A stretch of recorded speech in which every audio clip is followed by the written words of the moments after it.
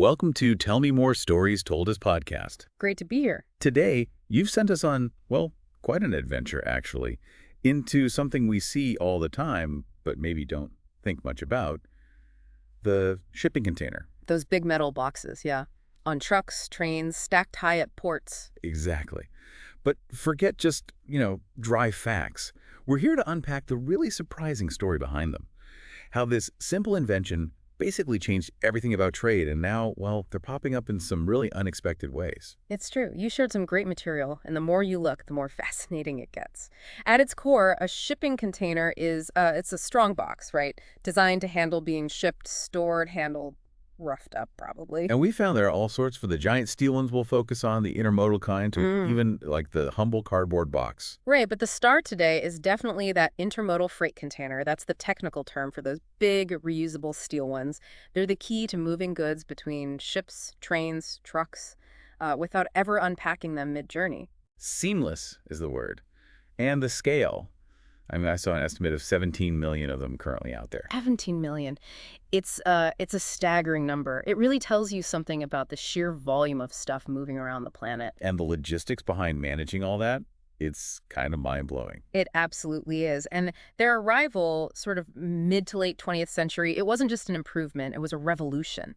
The sources really hammer home how drastically they cut transport costs. Making long-distance trade way cheaper, way more possible for more businesses. It really reshaped the whole global economy, didn't it? Fundamentally, it's a classic example of how one seemingly simple, standardized idea can just ripple outwards with massive effects. No, I usually picture that standard, rectangular box. But it turns out there's quite a variety. Oh, yeah. It's not one size fits all. You've got high cube containers, which are taller, giving you more space inside. Useful for bulkier stuff, I guess. Exactly. Then there are open tops, for things that are too tall or need loading from above. Side loaders, too, which open along the length. Handy if you don't have a proper loading dock, maybe. Precisely. And double-door containers, doors at both ends, and then you get into the really specialized stuff. Like the refrigerated ones. Reefers, they call them. Yep, reefers. Crucial for moving anything, perishable food, flowers, pharmaceuticals. They maintain really specific temperatures over long distances. Amazing tech, actually. And I read about something called a transstainer. Sounds like a transformer. Huh. Sort of. It's basically a portable tank for fuel or oil. Think construction sites, mining operations, places that need fuel on location but aren't near a pipeline or station. Super practical. Okay, so the history of actually using them is interesting, too. They started appearing for truck use around 1956. That's right. But it wasn't like an overnight switch. Businesses had these new steel boxes, but, well, they had to figure out the best way to slot them into how they already did things. New systems, new infrastructure needed. Like getting a smartphone, Yeah. but only using it to make calls at first. Good analogy.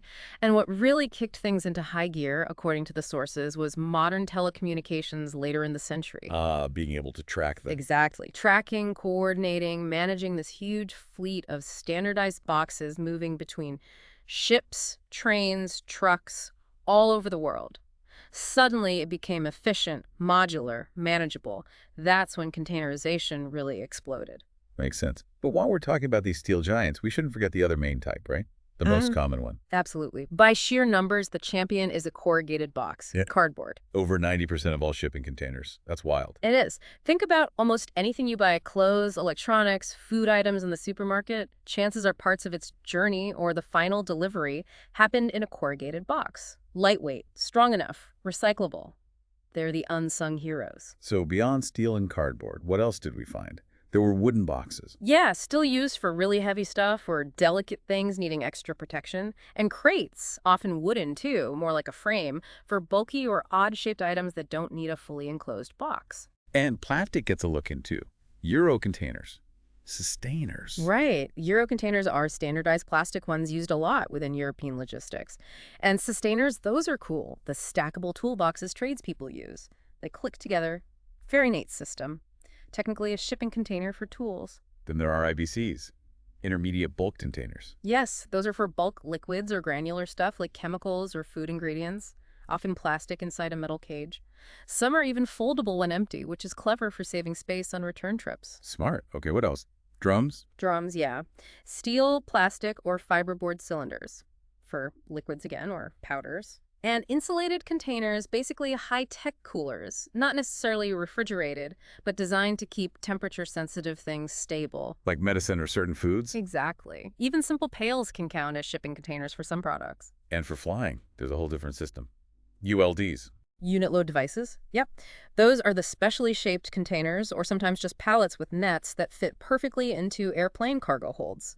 Makes loading and unloading planes super fast and efficient. It's all about standardization again. And for really valuable or specific items, like scientific gear or weapons. Custom containers, designed specifically for that item, often with special cushioning, locks, handling points, built to be reused usually, given the value of what's inside. Okay, now let's get to the part I found really, really cool. The afterlife of these containers. Wow, yes.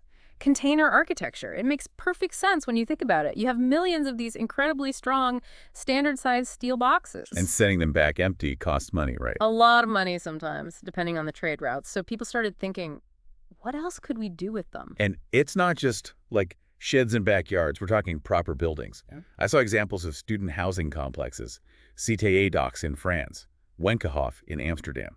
Really innovative stuff. In retail, too, Box Park in London is a famous one, all made from containers. Even temporary malls, like the Restart one in Christchurch after the earthquake. A quick way to get shops back up and running. That's incredibly resourceful. And restaurants, there's a huge one in the U.S. Smoky Park Supper Club in Asheville. 19 containers, apparently. Considered the largest container restaurant in America. Shows you the structural possibilities. And even, wow, during the pandemic, they were used as pop-up ICUs. Yeah, a rapid deployment solution to add hospital capacity. Shows their adaptability in, well, pretty extreme circumstances. Mid-episode message. Okay, quick pause. If you're finding these kinds of surprising stories and deep dives into everyday things as interesting as we do, definitely hit that subscribe button. That way you won't miss out on our future explorations here on Tell Me More. Good point. Now back to container reuse. While it's a fantastic idea, the sources do mention some practicalities to consider. Right, it's not quite as simple as just grabbing one and moving in. Not exactly. They often have industrial paints, maybe containing things like chromates. And the wooden floors are frequently treated with some pretty strong insecticides to stop pests during ocean voyages. So you'd need to properly clean and maybe strip them out first. That sounds like work. It definitely requires effort and know-how to make them safe and suitable, especially for living in. Insulation is another big one. Yeah, a steel box would get boiling hot in summer and freezing cold in winter, wouldn't it? Like an oven or a freezer. Yeah. So proper insulation is crucial. And also, structurally, while they're strong, if you start cutting big holes for lots of windows and doors... You weaken the structure? Potentially, yes. Yeah. It needs careful planning and possibly reinforcement. You can't just chop them up arbitrarily. Although I read that those reefer containers, the refrigerated ones, are sometimes preferred for housing projects. That makes sense. Because they already have insulation built in. It gives you a head start on the temperature control aspect, potentially saving energy later. It's clever, using that original feature. So beyond buildings, where else are they turning up? Film sets. Yep. The film and TV industry loves them. They use them to build temporary sets quickly, secure storage on location, even as part of scaffolding for big structures. They're like giant, sturdy, stackable blocks. Versatile. And this reuse idea, it's not just the big steel boxes, is it? No, definitely not. Steel drums get reused a lot. Gas cylinders are refilled and reused constantly. Those sturdy transit cases for equipment often get refurbished. Even cardboard boxes sometimes get reused, though recycling is more common there. It points towards a bigger trend, maybe. More focus on reusable packaging, circular economy ideas. I think so. There's definitely a growing awareness about waste and resource use, and finding second lives for containers fits right into that. It really is quite a journey, isn't it? From this standardized box designed just for shipping. To becoming this absolutely essential piece of the global trade puzzle. And then branching out into architecture, construction, film. It's kind of amazing. Makes you look at them differently when you see one rumbling past on a truck. Absolutely. This whole deep dive really highlights how something so, well, utilitarian can have such a profound and varied impact on how we trade, how we build, maybe even how we think about materials. It's about ingenuity, really. So next time you see one, maybe stuck in traffic next to a truck carrying one, or stacked high in a port, just remember its story. It's more than just metal. It's a piece of the modern world. What's really striking is that evolution. An object made for point A to point B transport, suddenly becoming a house or a shop or part of a movie set, it says a lot about our ability to adapt and see potential. And maybe that leaves us with a thought to chew on. In a world trying to be more sustainable, what other everyday objects around us might just be waiting for a similar kind of reinvention? What's the next shipping container, waiting to be repurposed in a way we haven't thought of yet? Maybe it's something we throw away every day. A provocative thought indeed. Well, thank you for joining us on this exploration into the surprisingly rich world of the shipping container here on Tell Me More Stories Told Us podcast. We hope it sparked some curiosity and maybe given you a new perspective on those ubiquitous boxes that keep our world moving.